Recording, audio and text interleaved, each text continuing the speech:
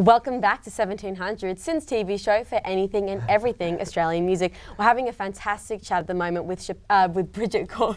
I'm so sorry. I was about to say So Chappelle Corby. I'm like completely wrong show. Everybody From does that. It's so Hextape, fine. who's been telling us all about their music career and everything that's come up so far. Sorry, continuing on. Continuing part two, look, you do a lot alongside Hextape, Bridget, and one particular project that, or phenomenon, I'm even going to call it, that we read about was Sound School, which is something that you founded and coordinate. Can you tell us a little bit more about Sound School and what it is? Yeah, so it came from, look, to be really honest, I took a really mainstream like sound engineering course a few years ago, and it was just really male dominated, super bro-y.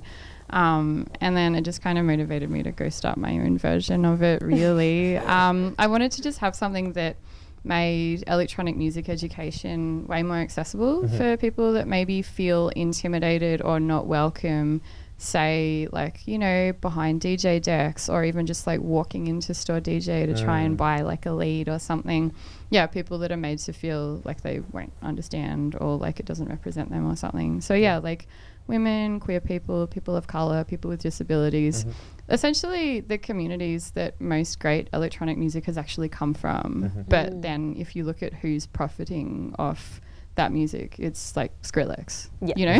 That's right. And that's pretty much it. Yeah, it's a bit of like giving it back to the people. Yeah, or just, and like trying to like kind of have this early intervention process that just like really bigs people up and makes them like, really feel like there's like heaps and heaps and heaps of space for them to take up, and demystifying it a little bit, you know, like I know often when I've tried to watch a YouTube tutorial of like how to use like, you know, Ableton or something, it's just some guy talking at you for 5 hours and you don't learn anything. Yeah, so then from that I started putting on workshops just at like this little space that I had in Footscray at the time, and inviting my friends to come and run workshops, and then more and more people got involved, and now we're a really nice little collective, and we run workshops kind of all over town. Yeah, like we have a series So it's running. really grown quite extensively. It seems to like have resonated quite a lot. There seems to be this need for it, and I'm really happy if Sound School can help fulfill it. Yeah. So we do a lot of workshops in things that I mentioned, like sound engineering, and DJing, like sound production, like using Ableton, but then we also do a lot of kind of more left field stuff, like how to make your own synthesizer or field recording, or how to make like data music, or how to do live coding.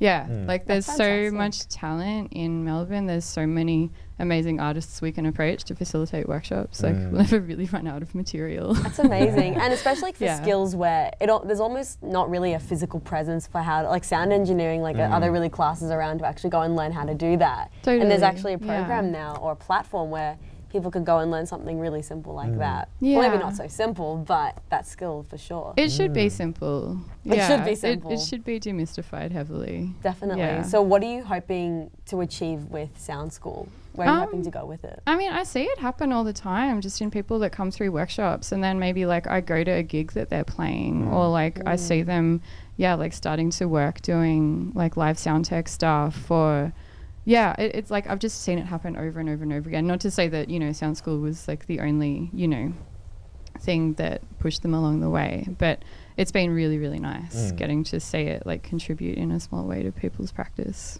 And even looking at the success of Sound School and how far it's grown and extensively, even looking then to the industry as a whole, like the techno industry, how do you see that evolving and changing or transforming into the future?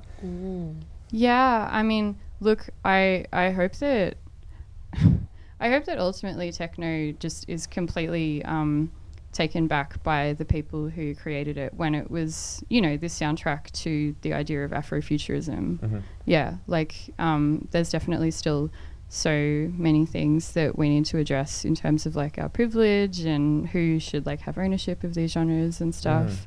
But I really hope that we can contribute to it in some small way. That's so fantastic. So just going back to Hextape, so it seems what we've found is that Hextape is really just one of the many things that you're working on at the moment. Do you think your focus is specified to one area, or do you like being a bit more stretched out? I just have a really short attention span. Absolutely love that is fair enough. Now, where can we find Hextape? Are you on social media or YouTube? So I'm on Instagram. I'm hextape.wav. Like wav, like the sound file. I love it. So I'm a terrible nerd. And my latest EP, Too Fast, Too Furious, that came out on local label Factoid. So that's just on Bandcamp. Fantastic. And you've got a show coming up this Saturday night. Yes. I've actually got 3 shows on Saturday night. It's so I sign on for everything. It's so like it's good and it's bad. So I'll be playing like a Harsh Noise set at the Barrow, supporting my friend's single launch, and then I'll be playing at the Peel Street Festival at the Grace Darling. Fantastic.